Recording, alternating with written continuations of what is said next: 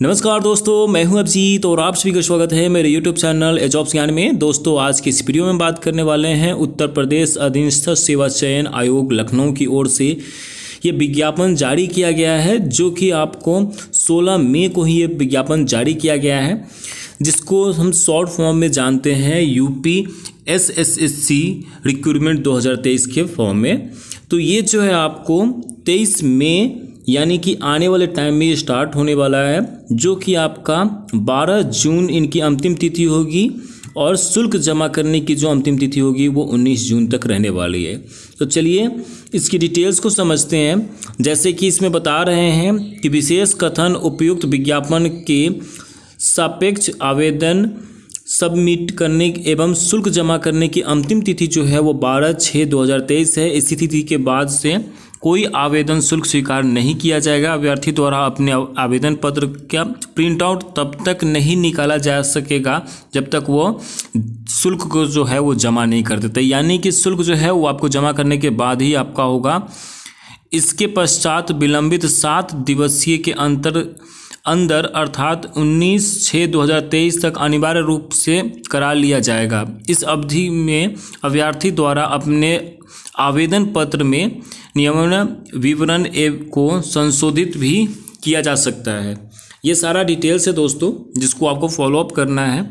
उसके साथ साथ जो अगर मैं बात करूं आपको, तो यहाँ जो है टोटल जो आपको 1468 पदों के लिए ये जारी किया गया है पोस्ट, जिसमें बता रहे हैं कि ग्राम पंचायत अधिकारी मुख्य परीक्षा हेतु अभ्यर्थियों का स्टार्ट लिस्टिंग उनके प्रारंभिक परीक्षा अर्थात परीक्षा 2022 प्रीलिमिनरी जो एग्ज़ाम जो है उसी के आधार पर की जाएगी। तो चलिए बिना समय गंवाए हम और डिटेल्स की ओर चलते हैं। ऑनलाइन आवेदन, इसको अप्लाई जो है वो ऑनलाइन तरीके से करना है। ऑनलाइन आवेदन करने वाले अभ्यर्थी के लिए आवश्यक सूचना है कि जिस विज्ञापन के अंतर्गत आवेदन करने हेतु ऑनलाइन आवेदन प्रणाली लागू है, अन्य किसी माध्यम से प्रेषित आवेदन स्वीकार नहीं किए जाएंगे। यानी कि ऑफलाइन अगर आप करते हैं तो वो चीज़ें स्वीकार नहीं किया जाएगा। आवेदन करने की प्रक्रिया जो है उसमें सबसे पहले जो है आपको इनके ऑफिशियल वेबसाइट upssc.gov.in पे जाएंगे। वहाँ पे होम पेज खोलने के बाद लाइव एडवर्टीजमेंट पे जाना है आपको। लाइव एडवर्टीजमेंट सेगमेंट के अंतर्गत जा करके वहाँ पे जो है डाउनलोड एंड व्यू कर सकते हैं। वहाँ पे जैसे क्लिक का ऑप्शन होगा, उसको क्लिक करके आप कर सकते हैं। आवेदन करने की प्रक्रिया एप्लीकेशन प्रोसेस में अभ्यर्थी ऑनलाइन आवेदन भरने के संबंधित दिशा नीचे दिया जा रहा है। यानी कि ये जो है आपको वहाँ से सारा प्रोसेस दिया जाएगा। जैसे कि पहला बता रहे हैं कि अभ्यर्थी को अपेक्षा की जाती है कि विज्ञापन को सावधानीपूर्वक पढ़ ले। यानी कि जो भी इंस्ट्रक्शन जो यहाँ दिया हुआ है, वैसे मैं PDF का लिंक जो है वीडियो के डिस्क्रिप्शन में दे दिया हूँ और कमेंट में भी पिन कर दिया हूँ। आप चेक कर सकते हैं खुद से भी, क्योंकि एक छोटी सी मिस्टेक आपको शुरुआत में पता नहीं लगेगा, but in the end of आपका जो कहा जाता है मेरिट लिस्ट जारी हो जाने के बाद जब डॉक्यूमेंट वेरिफिकेशन होता है, उस समय आपको एक छोटी सी मिस्टेक भी आपको बहुत बड़ी प्रॉब्लम क्रिएट कर सकती है। तो इसीलिए सबसे पहले जो है आप इसके लिए एलिजिबल हैं, आप कौन सी चीज़ें लगा रहे हैं डॉक्यूमेंट्स में, क्या आपका एलिजिबिलिटी क्राइटेरिया हो सकती है, आपके ने सारे चीज़ें को सही तरीके से समझ करके ही फिर आप इसको अप्लाई करेंगे। नहीं तो कई बार क्या होता है कि आप पूरी मेहनत करके आप 3 महीने 4 महीने की मेहनत उसमें आप लगा करके आप क्रैक करते हो एग्ज़ाम को, और बाद में पता लगे कि आपने ये गलती की वजह से आपका इसमें सिलेक्शन नहीं हो पाए। उस वक्त काफ़ी ज़्यादा डिमोटिवेशन फील होती है।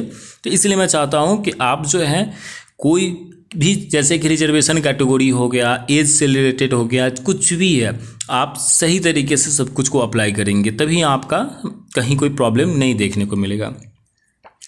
जैसे कि आवेदन प्रक्रिया संबंधी निर्देश जो दिया गया है उसमें बता रहे हैं आपको कि प्रारंभिक अर्हता परीक्षा के रजिस्ट्रेशन नंबर के साथ अभ्यर्थी का प्रमाणीकरण लॉगिन जो है आपका applicant authorization login through PET registration number के माध्यम से ही होगा, जो आपको रजिस्ट्रेशन नंबर के माध्यम से आप लॉगिन कर लेंगे। फिर उसके बाद वहाँ से सारा जो है आपको पर्सनल डिटेल्स को फिलअप करना है।